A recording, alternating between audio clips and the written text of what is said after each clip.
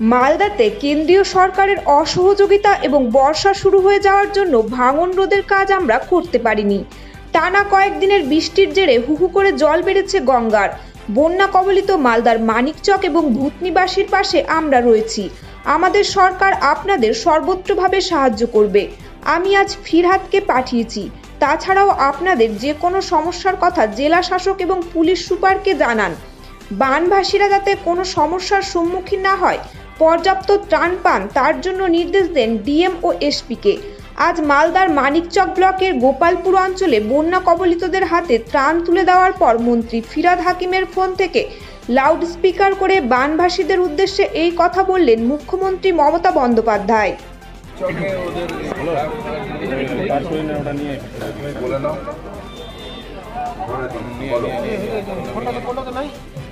পাঁচটা 10টা নিয়ে 10টা নামা দুটো বান্ডেল দৌড়ে নিয়ে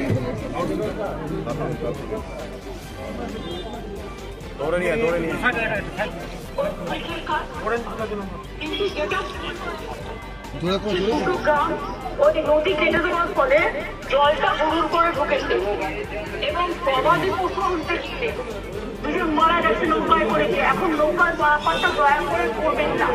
গবাদি পশু আটকে গেলে গভর্নমেন্ট আপনাকে গবাদি পশু দিয়ে দেবে, কিন্তু নিজের প্রাণটা বাঁচান। আর আপনারা নিশ্চিন্তে থাকুন, ভূতনির চকে মানিক চকে যা যা কাজ করার আমরা প্রত্যেকটা কাজ করবো। কালকেও আমি 7-8 জন পরশুদিন পাঠিয়েছিলাম। আমাদের গভর্নমেন্ট অফিসার তারা সব সামনে পড়ে এসছে।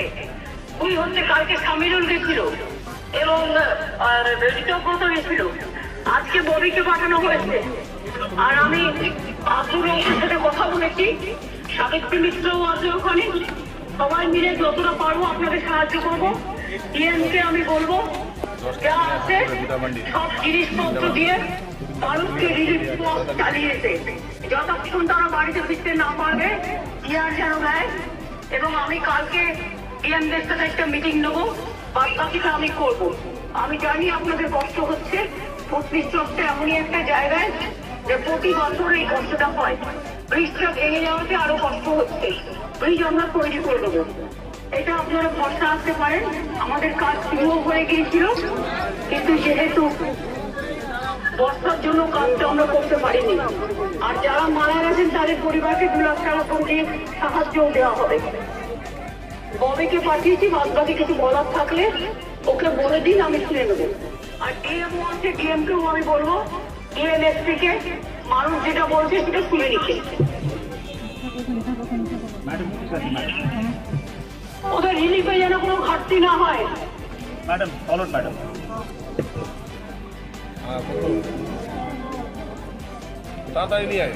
কথা বললেন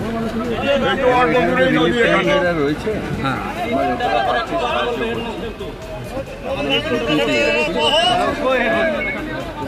এগুলো একটা প্ল্যানিং করে মমতাদি অলরেডি করছে, যাতে জলটা না আসে।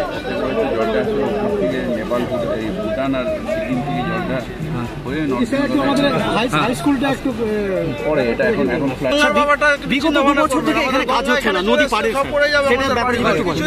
নিজে এক্ষুনি তো মাইকে বললেন।